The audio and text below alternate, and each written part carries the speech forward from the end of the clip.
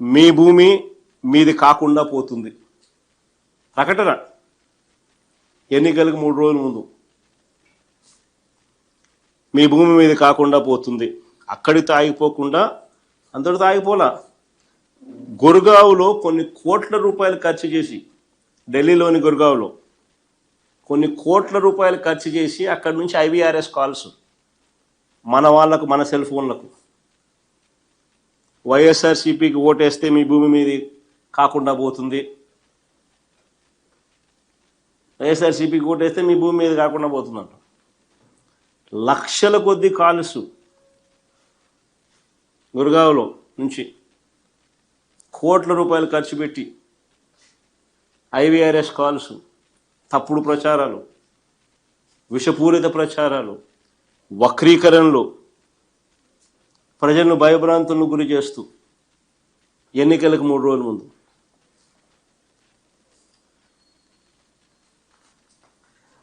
ఒకటే అడుగుతా ఉన్నా, చంద్రబాబు నాయుడు గారు తాత్కాలికంగా రాజకీయ ప్రయోజనం ఏదైనా పొంది ఉండవచ్చు, కానీ నిజాలన్నది ఎంతో కాలం తొక్కిపెట్టలేరు. నిజాలు బయటకు వస్తాయి, బయటకు రావాల్సిందే. నిజంగా ఇప్పుడు బయటకు వచ్చినాయి కూడా. ఈ భూముల సర్వే విషయంలో ఆ రోజు జగన్ తీసుకున్న నిర్ణయాలు, దాని ద్వారా భూ యజమానులకు అందే ఫలాలు, రైతులకు, భూ యజమానులకు అందే ఫలాలు ఆ భూములు ఉన్నంత వరకు కూడా నిలిచిపోతాయి. నేను చంద్రబాబు నాయుడు గారిని సూటిగా అడుగుతా ఉన్నా, సూటిగా ప్రశ్నిస్తా ఉన్నా, అయ్యా సమగ్ర సర్వే వల్ల భూములు పోతాయని, ల్యాండ్ టైటిలింగ్ యాక్ట్ వల్ల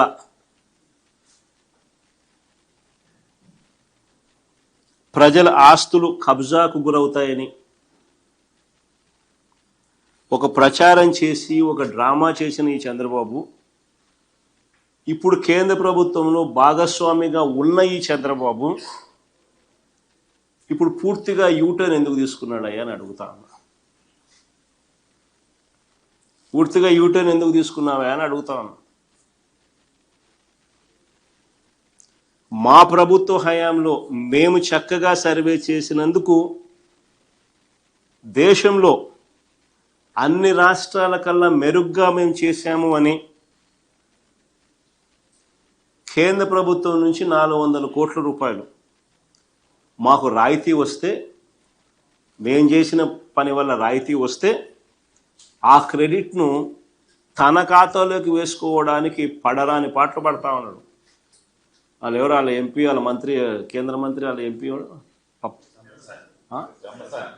పెమ్మసాని, ఆయన ట్వీటు మాట్లాడడం అసలు నాకు ఆశ్చర్యం అనిపిస్తుంది. ఆయన చంద్రబాబు నాయుడు నుంచి థ్యాంక్ యూ, అసలు వీళ్ళు మాట్లాడే మాటలు నాకు ఆశ్చర్యం అనిపించింది. అసలు పట్టాదారు ఇంకా మళ్ళీ అబద్ధాలు ఇంకా ఏ స్థాయి లేకపోయినాయంటే, పట్టాదారు పుస్తకాలపై QR కోడ్ ఆయనే తెచ్చినాడంట. అది ఇంకొక అబద్ధాలు. అసలు నిజంగా ఈ స్థాయిలోకి ఒక మనిషి ముఖ్యమంత్రి స్థానంలో ఉంటూ, ఆయన కన్నా నేను కొడుకు వయసులో ఉన్నా. నేను మా నాయన ఆయన ఇద్దరు సమకాలికులు. నేను అలా కొడుకు వయసులో కూడా నాతో కూడా కాంపిటీషన్ చేయలేకున్నాడు. మా నాయనకత దేవుడు ఎరుగు. నేను చేసిన దానికి కూడా క్రెడిట్ కూడా ఆయనే తీసుకోవాలని అనేది పాకులాడుతూ ఉంటే ఈ మనిషి ఏమనుకోవాలి? ఈ మనిషి అసలు రీసర్వేలో ఏపీ ప్లాటినం గ్రేడింగ్ను సాధించింది అని కేంద్ర ప్రభుత్వం డిసెంబర్ 20, 2023లో పార్లమెంట్లో అడిగిన ప్రశ్నకు సమాధానంగా వాళ్ళు పొందుపరిచిన reply.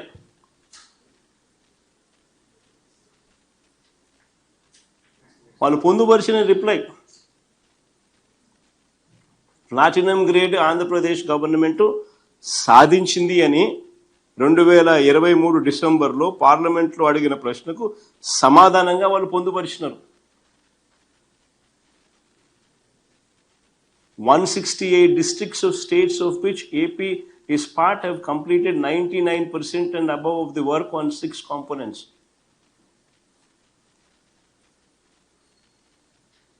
As per 23-24 annual report of Ministry of Rural Development Government of India, Andhra Pradesh is amongst the states that completed more than 90% of the work with respect to the following. అని platinum grade ఇచ్చినారు. ఆశ్చర్యం ఏందో తెలుసా? ఇది జరిగింది 2020 December 23. అప్పటికే అయిపోయినాయి అని చెప్పి వాళ్ళు ప్లాటినం గ్రేడ్ ఇచ్చినారు. ఈ 400 కోట్లు ఎప్పుడు వచ్చినాయి తెలుసా? ఫిబ్రవరి 19, 2025, అంటే చంద్రబాబు నాయుడు ముఖ్యమంత్రి అయిన 6 నెలలకు ఫిబ్రవరి 19, 2025కి 400 కోట్లు వస్తే ఆ 400 కోట్లు చంద్రబాబు నాయుడు చేసిన గొప్ప పనికి కేంద్రం ఇచ్చింది అని చెప్పి వీళ్ళు క్రెడిట్ చోరీకి పాటుపడుతూ దానికి ఆయన కేంద్ర మంత్రి ట్వీటు, ఈయన థ్యాంక్ యూ, ఈయన మళ్ళా మాటలు, క్యూఆర్ కోడ్ ఈయన తెచ్చిన సొల్లు మాటలు, మళ్ళీ ఈయన మాట్లాడడం. 6 నెలల్లో మనకు 4 ఏళ్ళు పట్టింది. 2019 అక్టోబర్లో సచివాలయ సిబ్బందిని రిక్రూట్ చేసినాం. అక్కడ నుంచి 4 ఏళ్ళు పడితే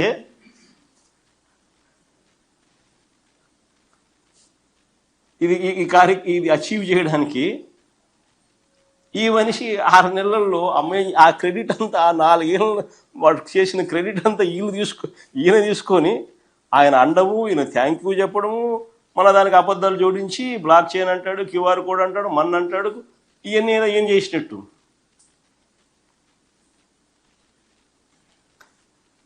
అసలు ఆశ్చర్యం ఏంటంటే అసలు అందాక నిజంగానే ఆశ్చర్యం ఎక్కడ అనిపిస్తుంది. అందాక ఆయన చేసిన ఆరోపణలు ఏం కావాలా? ఎన్నికల ముందు వరకు ఈ 400 కోట్ల క్రెడిట్ ఇలా తీసుకుంటున్నాడు అని అంటే ఎన్నికల ముందు వరకు వక్రీకరిస్తూ ఆయన చేసిన ఆరోపణలు, ఆయన చేసిన ప్రకటనలు ఏంటివి మరి? అంటే ఒక అబద్ధాన్ని ప్రజలకు నమ్మించడం కోసం ఈ స్థాయిలో గోబల్స్ ప్రచారం చేయడం ధర్మమేనా? ప్రజల జీవితాలతో చెలగాడలాడడం న్యాయమేనా?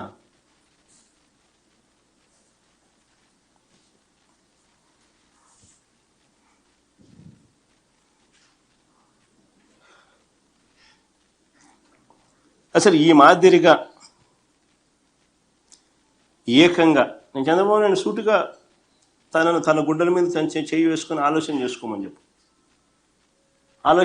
చంద్రబాబుని కొడతాను.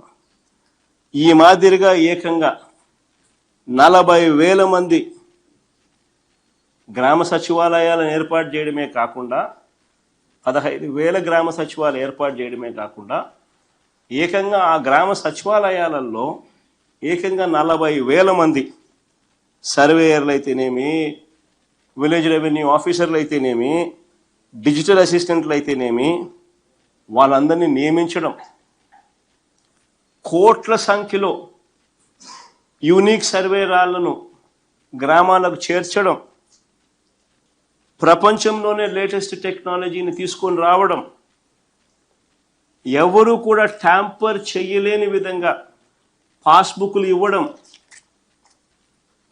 సబ్ డివిజన్స్ చేసి, మ్యూటేషన్ చేసి, యూనిక్ ల్యాండ్ పార్సల్ ఐడి ఇచ్చి పాస్బుక్లో జియో ట్యాగింగ్తో ల్యాండ్ మ్యాప్లు పెట్టి అడ్వాన్స్డ్ సెక్యూరిటీ ఫీచర్స్తో క్యూఆర్ కోడ్ పొందుపరిచి పాస్బుక్ ఇచ్చి ఆటోమేటిక్ మ్యూటేషను ప్రోటోకాల్లో భాగంగా ఆటోమేటిక్గా జరిగిపోయే సబ్ డివిజన్ జరిగేట్టుగా వ్యవస్థలోకి మార్పులు తీసుకొచ్చి రియల్ టైం అలర్ట్స్తో మీ భూమి పోర్టల్ను, ఏపీ గవర్నమెంట్ పోర్టల్ను అప్గ్రేడ్ చేసి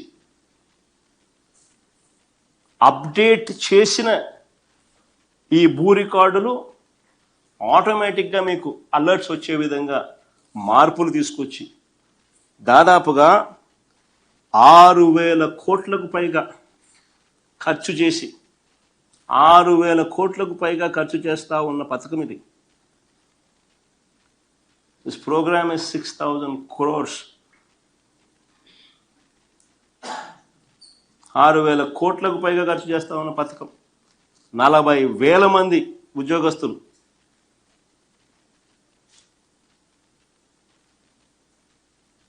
గత 4-5 ఏళ్ళగా వాళ్ళ శ్రమ ఉంది, వాళ్ళ కష్టం ఉంది. టెక్నాలజీ ఉంది, కోట్ల సర్వే రాళ్ళున్నాయి. ఇంత ఎఫర్టు రైతులకు, భూ యజమానులకు ట్యాంపర్ చేయలేని విధంగా పాస్బుక్లు వాళ్ళకి ఇవ్వాలని తాపత్రయం.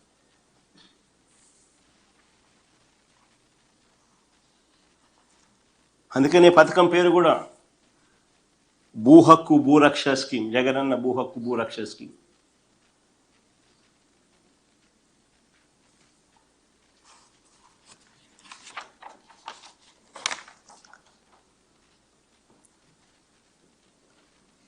ఒకసారి చంద్రబాబు నాయుడు గారి పాస్బుక్, మన పాస్బుక్ ఒకసారి చూద్దామా?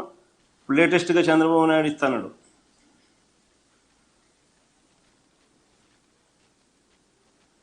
చంద్రబాబు నాయుడు గారు అది మన హయాంలో పాస్బుక్, ఇది చంద్రబాబు నాయుడు గారు ఇచ్చిన చంద్రబాబు నాయుడు గారి హయాంలో. ఇప్పుడు ఈయన మన 30 లక్షల పాస్బుక్లు వెనక్కి తీసుకొని ఆ పాస్బుక్లను ఈయన కలరింగ్ మార్చి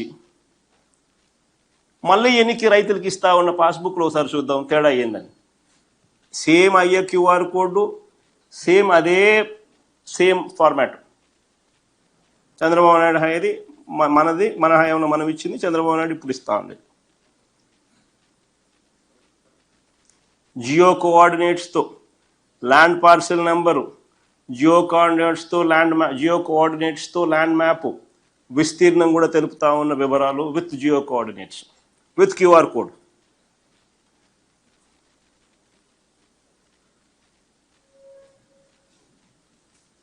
ఇంకా చివరి పేజీకి పోం.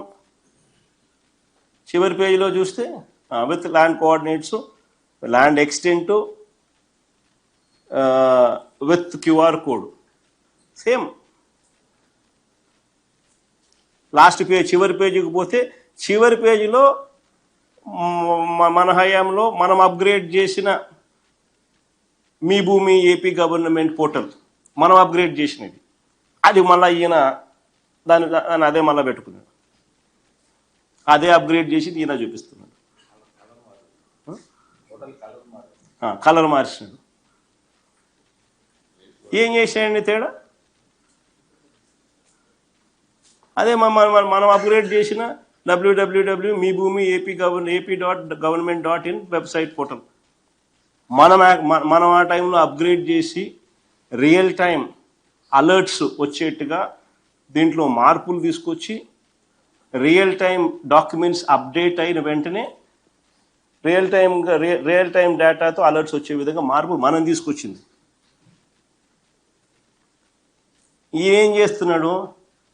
అయ్యే పాస్బుక్లు తీసుకోవడము, అయ్యే పాస్బుక్ను కలర్ మార్చడం, ఇవ్వడము.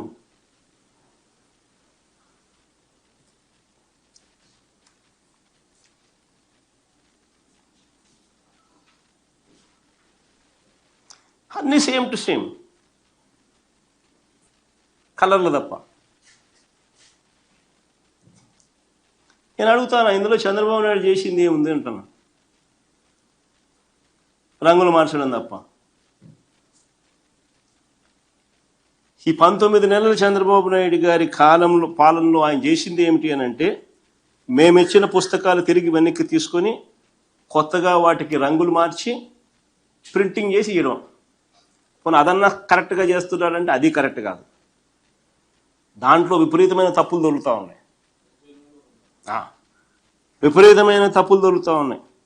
పేర్లు తప్పులు వస్తూ ఉన్నాయి, ఫోటోలు తప్పులు వస్తూ ఉన్నాయి, ID నెంబర్లు తప్పులు వస్తూ ఉన్నాయి, విస్తీర్ణాలు తప్పులు వస్తూ ఉన్నాయి, అన్ని తప్పులే కనిపిస్తూ ఉన్నాయి.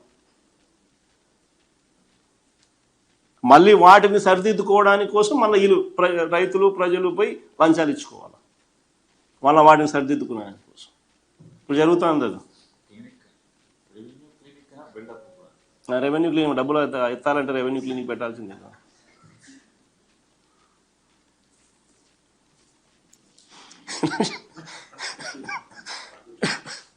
పైగా ఇంకా ఆశ్చర్యకరమైన విషయం తెలుసా, మేము పాతిన రాళ్ళను, కొన్ని కోట్ల రాళ్ళను మేము పాతినాం. ఆ రాళ్ళను ఈ ప్రభుత్వము, చంద్రబాబు ప్రభుత్వము ఆ రాళ్ళ మీద ఉన్న వైఎస్ఆర్ జగనన్న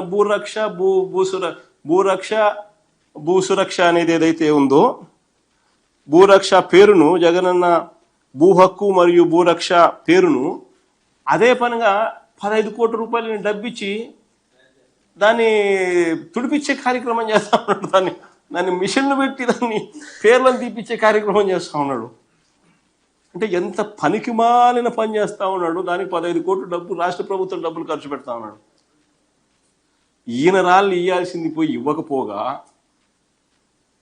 ఆల్రెడీ చేసిన యూనిక్ రాళ్లను దాని మీద భూరక్ష భూ హక్కు అని చెప్పి రైతులకు సర్వే రాయి కింద దాన్ని పెట్టి దాన్ని చెక్కి దాన్ని కూడా పెట్టిన రాళ్లను తుడిపేస్తున్నాడు. అంటే ఇంకా భూరక్ష రాళ్ళు కాదు, భూ హక్కు రాళ్ళు కాదు అని చెప్పి చూపడానికి.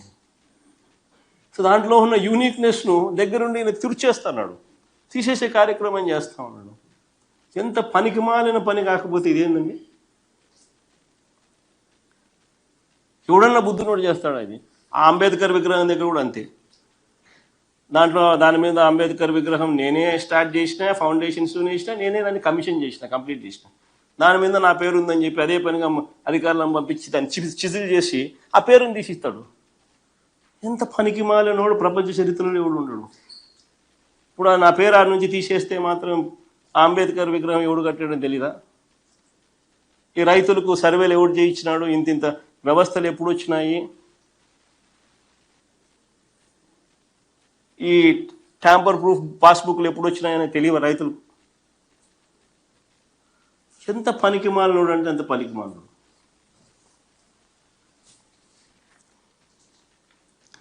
వయసు ఏమో 80 ఏళ్ళు. మా నాయనతో పోటీ కదా దేవుడు ఎరుగు. ఆయన కొడుకు వయసులో కూడా నాతో పోటీ పడడానికి కూడా ఇబ్బంది పడతాడు, అవస్థ పడతా ఉన్నాడు.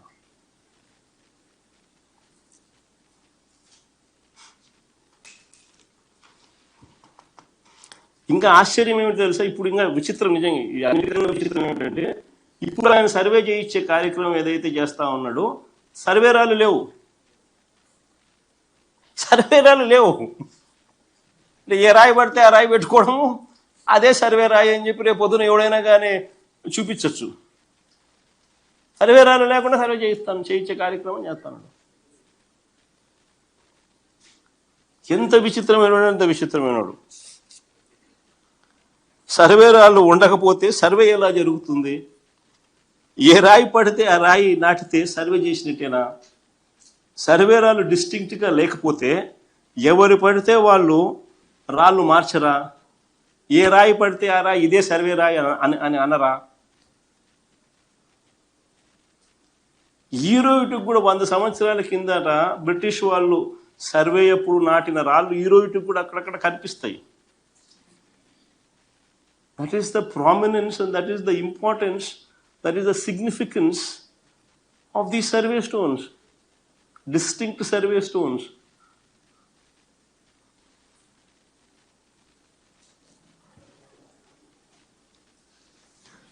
అసలు సర్వే అంటే ఏందో ఈ మనిషికి తెలియదు. ఫస్ట్ ఈ మనిషికి చిత్తశుద్ధి లేదు.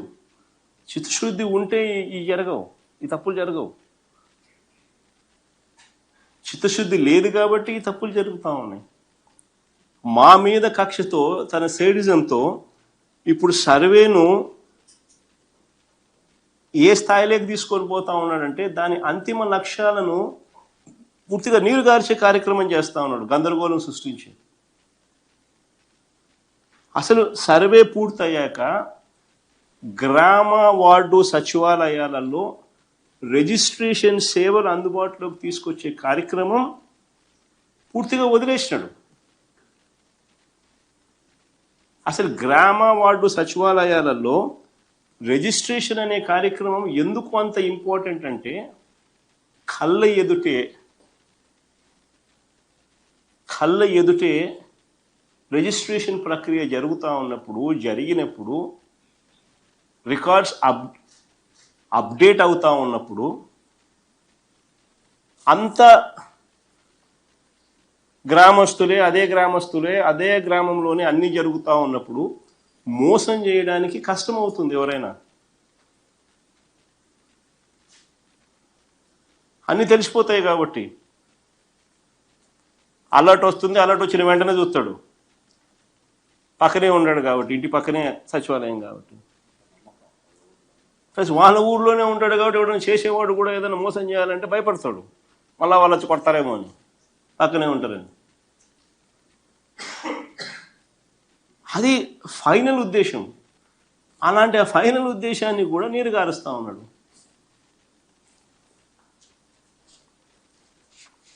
ఇంకొకటి ఆశ్చర్యకరమైన విషయం ఏంటో తెలుసా, మా పట్టాదారు పాస్బుక్ మేము ఇదే సేమ్ టు సేమ్ పట్టాదారు పాస్బుక్ మా హయాంలో మేము ₹55.79 ఇస్తే ఈయన పట్టాదారు పాస్బుక్ తీసుకొని కలర్ మార్చి పట్టాదారు పాస్బుక్ ఈయన ఇస్తా ఉన్నాడు.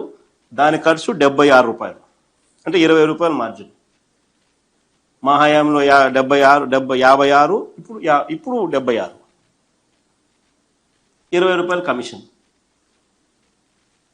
ఏదైనా కమిషన్ కోసం ఏదైనా కానీ వదిలే కార్యక్రమం అనేది జరగదు. దేన్ని వదలడం అనేది చంద్రబాబు నాయుడు హిస్టరీలో ఉండదు.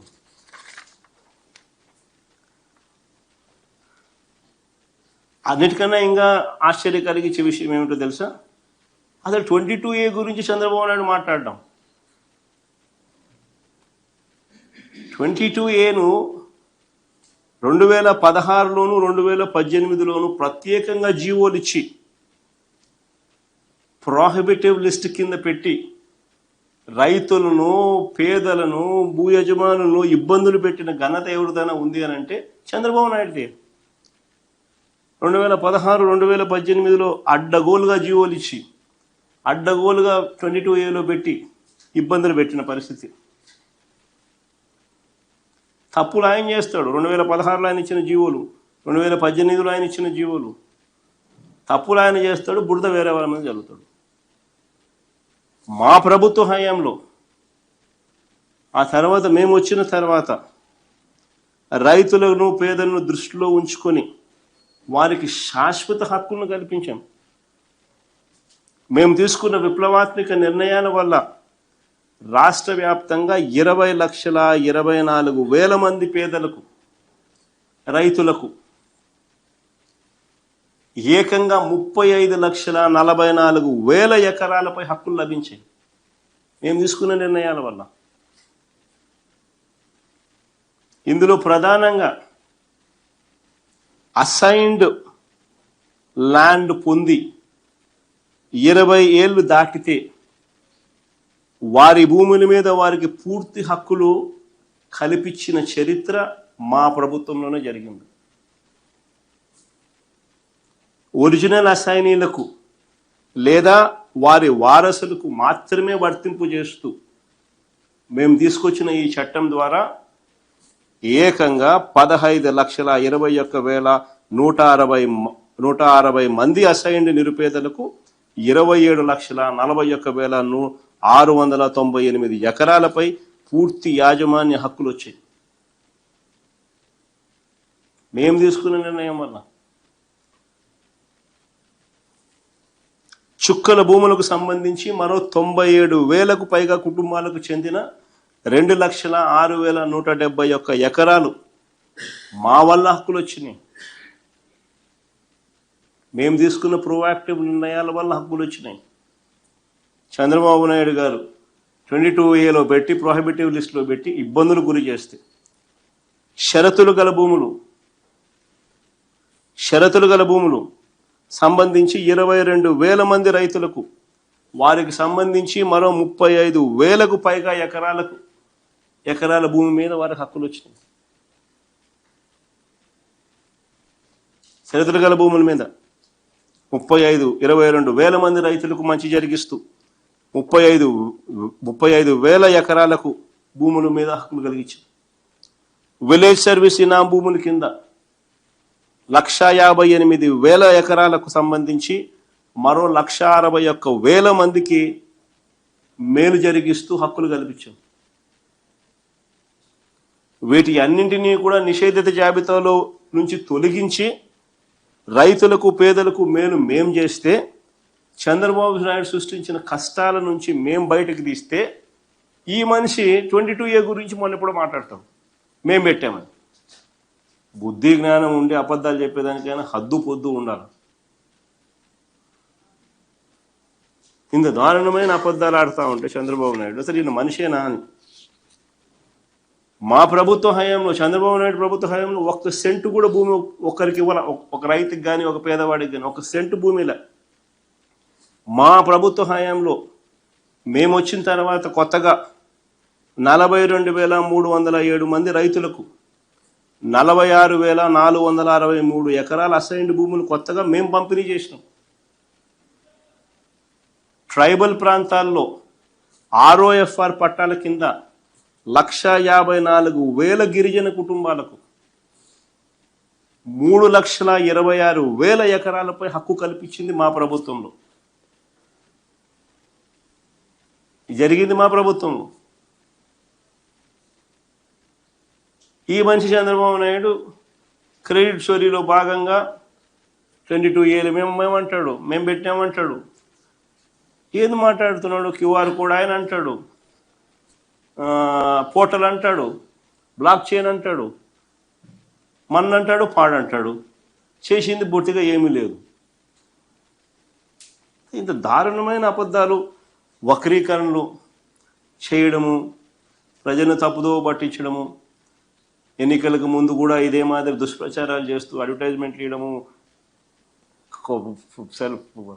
IVRS కాల్స్ చేయించడము, ప్రజలను భయభ్రాంతులను గురి చేయడము.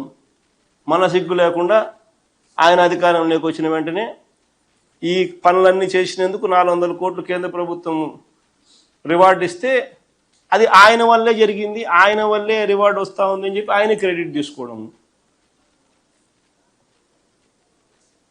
మళ్ళీ ఆ పాస్బుక్లు చూస్తే మేము ఇచ్చిన పాస్బుక్లు, ఆయన ఇచ్చిన పాస్బుక్లు సేమ్ టు సేమ్. అయ్యే QR కోడ్లు, అయ్యే లాటిట్యూడ్స్ లాంగిట్యూడ్స్తో జియో ట్యాగింగ్ చేసి ఉన్న ల్యాండ్ పార్సల్లు, డిస్టింక్ట్ ల్యాండ్ పార్సల్ నెంబర్లు, land maps, including reference to Mee Bhoomi AP government portal, మేము తీసుకొచ్చిన మార్పులు అయ్యే రెఫరెన్స్ ఇస్తూ. సరే, రెండో టాపిక్లోకి తీసుకెళ్తూ, ఈ మధ్యకాలంలో జరిగిన ఒక దారుణమైన ఘటన, నిజంగా ఒక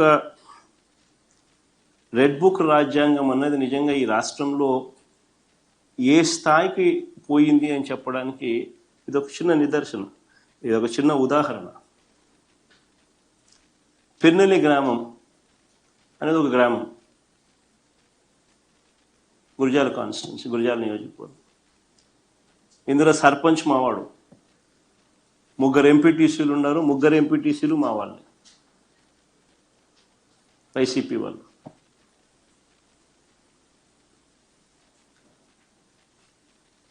ఈ 3 ఎంపీటీసీలు సర్పంచ్, వీళ్ళతో పాటు దాదాపుగా 300 పైచిలకు కుటుంబాలు. ఊళ్ళు విడిచిపెట్టిపోయే పరిస్థితిలోకి రెడ్ బుక్ రాజ్యాంగం నడిచింది అని అంటే, నడిపిస్తూ ఉన్నారు అని అంటే నిజంగా సిగ్గుపడాలి వీళ్ళంతా. వాళ్ళ ఊరిలో వాళ్ళకున్న ఆస్తులు, వాళ్ళ ఊరిలో వాళ్ళకున్న పొలాలను, వాళ్ళ ఊరిలో వాళ్ళకున్న ఇవన్నీ వదిలేసేట్టుగా వాళ్ళ మీద దౌర్జన్యం చేసి వాళ్ళను ఊళ్ళో నిడిపించే కార్యక్రమం చేయడానికి సాక్షాత్తు చంద్రబాబు నాయుడు ప్రోత్సహిస్తూ ఉన్నాడు అని అంటే ఏ స్థాయిలో ఈ వ్యవస్థ ఉంది అని అడుగుతా ఉన్నాను. వాళ్ళు ఊళ్ళో మళ్ళీ తిరిగి ప్రవేశం చేయడం కోసం కోర్టులో కేసు పెండింగ్ ఉంది. వాళ్ళు వేసిన కేసు పోలీస్ సెక్యూరిటీతో, పోలీస్ ప్రొటెక్షన్తో పికెట్ ఆర్గనైజ్ చేసి వాళ్ళను ఊర్లోకి తిరిగి చేర్పించమని చెప్పి హైకోర్టును అభ్యర్థిస్తూ వాళ్ళు వేసిన పిటిషన్ పెండింగ్ ఉంది. ఈ నేపథ్యంలో ఆ గ్రామంలో ఉన్న ఏదైతే వదిలేసి వచ్చిన వాళ్ళ ఇల్లును, ఆ ఇంటిని క్లీన్ చేసుకునేదానికి, ఆ ఇంటిని చూసుకునేదానికి ఒక దళితుడు, ఒక సామాన్యుడు, ఒక పేదవాడు, ఆయన భార్య తన ఇంటికి వెళ్ళి ఆ ఇల్లు చూసుకునే క్రమంలో అక్కడే ఆమె సిక్ అయి ఆ ఇంట్లోనే ఆమె ఉండిపోతే భార్య సిక్ అయింది అని చెప్పి చూడడానికి ఈ పేదవాడు, ఈ దళితుడు, ఈ సామాన్యుడు, పాపం ఈ కార్యకర్త చూడ్డానికి పోయినాడు భార్యను. పోతే అటాక్ చేసి దారుణంగా రాడ్లతో కొట్టి చంపినారు. సిగ్గుండాలి ఏమన్నా. ఆ చంపిన వాళ్ళకు ఎవరైతే చంపినారో, కనీసం ఎవరినైతే ఇన్స్ట్రుమెంట్స్ కింద వాడినారో అసలు వాళ్ళకి వీళ్ళకి గొడవ కూడా లేదు. అంటే పైనుంచి ఉపయోగించి వాళ్ళను చంపించే కార్యక్రమం.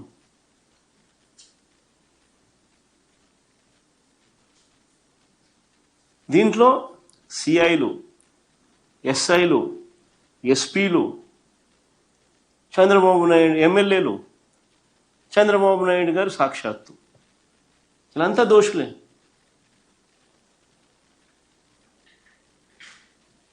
చివరికి ఆ మనిషి చనిపోతే, హాస్పిటలైజ్ అయిన, దెబ్బలు తిని హాస్పిటలైజ్ అయితే 6 రోజులు వైద్యం చేయించుకునే క్రమంలో 6వ రోజుకు తను చనిపోయిన ఆ మనిషిని తన ఊర్లో బరీ చేయడానికి కూడా ఊర్లోకి పోకూడదు అని చెప్పి పోలీసులు అడ్డుకున్నారు. ఆశ్చర్యం కలిగించే విషయం. ఎట్లా అడ్డుకుంటామయ్యా అని చెప్పి మా పార్టీకి సంబంధించిన నాయకులు, మా పార్టీకి సంబంధించిన కార్యకర్తలు, తన బంధువులు, చనిపోయిన ఆయన బంధువులు అందరూ కూడా గట్టిగా కొన్ని వేల మంది గుమికూడితే తప్పనిసరి పరిస్థితుల్లో ప్రవేశానికి అనుమతి ఇచ్చారు.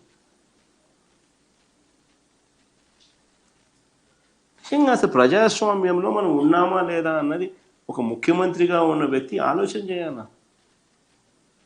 ఇది చేసేది తప్పుడు సాంప్రదాయానికి బీజం వేస్తా ఉన్నాడు. ఇదే సాంప్రదాయం కనుక కొనసాగితే ఈయన వేసిన విత్తనాలు ఎల్లకాలం వీళ్ళ ప్రభుత్వం ఉండదు. రేపు పొద్దున అవి చెట్లు అవుతాయి. ఏదైతే ఇత్తుతారో అదే పండుతుంది. ఏ కుటుంబం అయితే నష్టపోతుందో ఆ కుటుంబానికి బాధ కలుగుతుంది, దెబ్బ తగులుతుంది. రేపు పొద్దున వాళ్ళు చూస్తూ ఊరుకోరు. ఇది సర్వసహజంగా హ్యూమన్ నైజం. ఇది మనం పాలకులుగా ఉన్నప్పుడు మనం చేసే ప్రతి అడుగు ఆంచి తుంచి అడుగులు వేయాలి. న్యాయం, ధర్మం వైపు నిలబడాలి. పాలకుడు అనేవాడు న్యాయాన్ని, ధర్మాన్ని తప్పితే ఒక విషపు గింజలు నాటినట్టు అవుతుంది.